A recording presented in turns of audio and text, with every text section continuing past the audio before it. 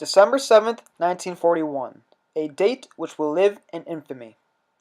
On December 8th, 1941, a grieving nation eagerly listened to the leader of the United States, Franklin Delano Roosevelt, as he addressed the public and Congress following the first attack on American soil in nearly 100 years. Following the devastating attack, Americans were pondering thoughts such as, how will we react? Why did they attack us? Are we going into another world war? The United States of America was recovering from the effects of the Great Depression, while the rest of the world was still recovering from the effects of the Great War. The results of the Great War, or World War I, caused for a very hectic Europe, and the outbreak of another war was imminent. Due to all the problems the U.S. was facing, we were trying to maintain a foreign policy of neutrality. We had our own domestic problems and didn't want to be involved in more conflict. We were able to maintain that policy of neutrality until December 7th, 1941. To understand why we were attacked, we must first understand our attackers. Japan, an island nation, had resisted the effects of westernization for some time by sealing itself off from the world. Once the 20th century hit, Japan's efforts to achieve self-sufficiency were failing as the island nation lacked raw materials and natural resources. This forced Japan to adopt the establishment of an empire that would not only elevate Japan's stature in the eyes of the world, but also guarantee access to the resources the nation needed. Japan's distinct warrior class of the samurai is something they held with a lot of pride and honor, but became embittered following the Great War as they couldn't adapt to the new technology. Japan sided with the victorious Allies during World War I, but didn't feel equally treated by the United States and Great Britain during the peace negotiations.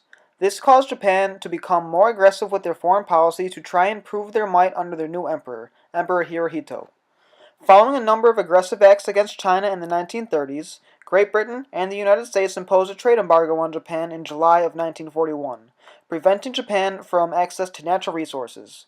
Japan now felt as if the West's goal was to cut off supplies of resources to starve them into submission.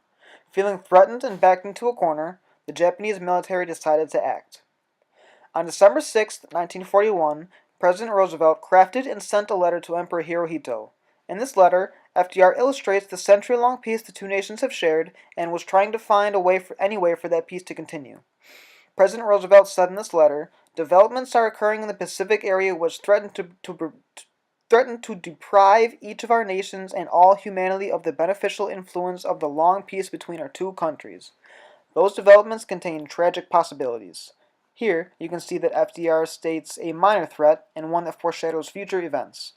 President Roosevelt went on to discuss Japan's aggressive actions against China and was looking for a way to peacefully resolve the situation. He would go on to end the letter by stating, I'm confident that both of us, for the sake of the peoples not only of our own great countries, but for the sake of humanity in neighboring territories, have a sacred duty to restore the traditions immediately and prevent further death and destruction in the world. President Roosevelt would get his response the following morning. The first evidence of hostiles was the presence of a submarine in Pearl Harbor defense area at about 7:15 local time.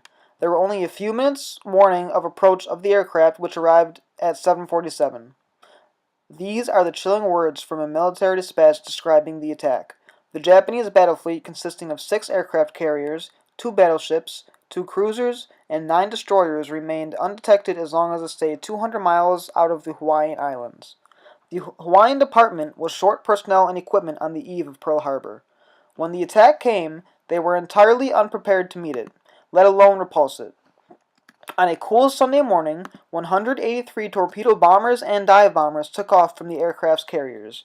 The Japanese pilots knew exactly where they were going because spies on the islands had given them elaborate and detailed scale models of the base, including Battleship Row. Due to it being Sunday, most of the U.S. naval personnel were ashore resting, and most of the anti-aircraft defenses were unmanned. At 7:49 a.m. local time, the attack officially began. Their first attacks against our aircraft on the ground at Pearl Harbor were so effective that practically none were immediately available. While torpedo bombers had focused on the ships, Japanese kamikaze pilots flew dive bombers with the intention of flying the plane directly into their target. They would be referred to throughout the rest of the war as suicide bombers. American soldiers didn't have a chance, as bombs, bullets, and explosions were everywhere. Dive bombing and torpedoing were most effective, and in spite of magnificent and courageous work by gun crews, not more than a dozen of the enemy were shot down. are the words taken directly out of an official military dispatch from that tragic day. In this picture, you can see the pure destruction which took place as a result of dive bombers. Also shown here is the USS Shaw ablaze after the Japanese attack. Within just 23 minutes, by 8:12 a.m., most of the U.S. Pacific Fleet had been badly damaged or sunk. A second wave of bombers arrived at 9 o'clock to finish what the first wave had started. No one, most of all, someone as knowledgeable of the Navy as FDR, could understand why the fleet was taken by surprise. Later that day, Eleanor Roosevelt, the First Lady and the President's wife, delivered some words of wisdom and comfort to a frantic American public on a radio address. I should like to say just a word to the women in the country tonight. Many of you all over this country have boys in the services who would now be called upon to go into action. You have friends and families in what has suddenly become a danger zone. You cannot escape anxiety, you cannot escape a clutch of fear at your heart, and yet I hope that the certainty of what we have to meet will make you rise above these fears. In this address, the First Lady was emphasizing the need for Americans to focus on the war effort, trying to calm the fears for the future, and calling upon women and young people for their support of the President and the nation's leaders in the difficult days ahead.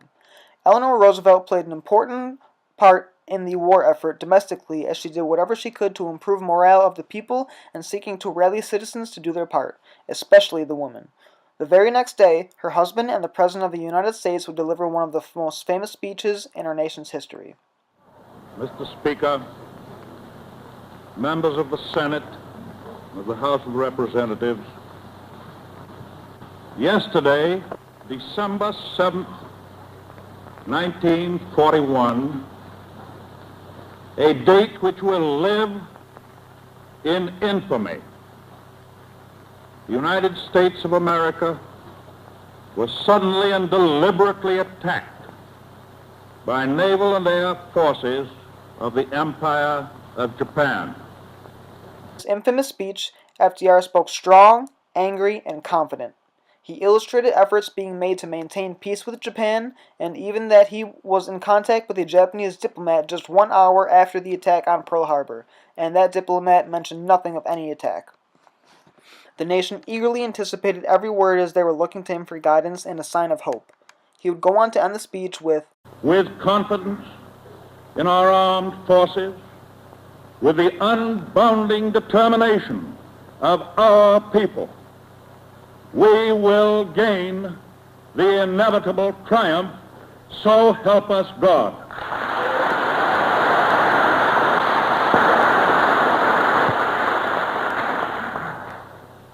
I ask that the Congress declare that since the unprovoked and dastardly attack by Japan on Sunday, December 7th, 1941, a state of war has existed between the United States and the Japanese Empire.